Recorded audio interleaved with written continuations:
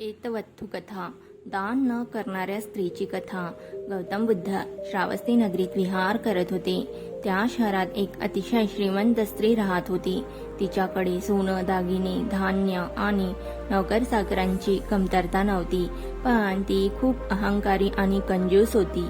रोज भिक्षू भिक्षा मागण्यासाठी तिच्या दाराशी येत असत, पण ती त्यांना रिकाम्या हाताने परत पाठवत असे.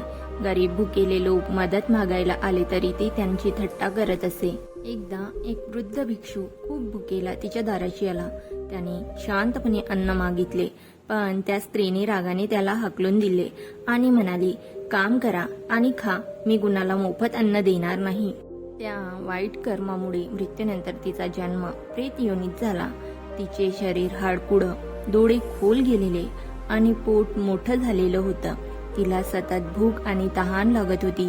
ती पाण्याजवळ गेली की पाणी आगीत बदलत असे, अन्न दिसलं की ते राग बनत असे. एके रात्री ती प्रेत रूपात आपल्या जुन्या घराजवळ फिरत होती. तिच्या नातेवाईकांना ती दिसली.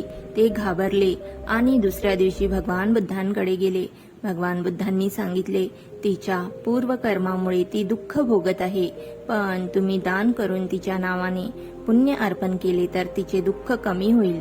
नातेवाईकांनी भिक्षूंना भोजनदान दिले, वस्त्रदान केले आणि त्या पुण्याचे फळ त्या प्रेत स्त्रीला अर्पण केले.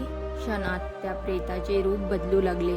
तिचे दुःखी शरीर नाहीसे झाले आणि ती सुंदर तेजस्वी देवकन्या बनली. तिने आनंदाने भगवान बुद्धांना वंदन केले आणि म्हणाली, दान आणि पुण्य यांची शक्ती अमूल्य आहे. कथेचा संदेश: दान हे सर्वश्रेष्ठ पुण्य आहे. लोभ आणि अहंकार दुःख निर्माण करतात. चांगल्या कर्मामुळे दुःखातून मुक्ती मिळते. इतरांच्या कल्याणासाठी केलेले पुण्य महान असते.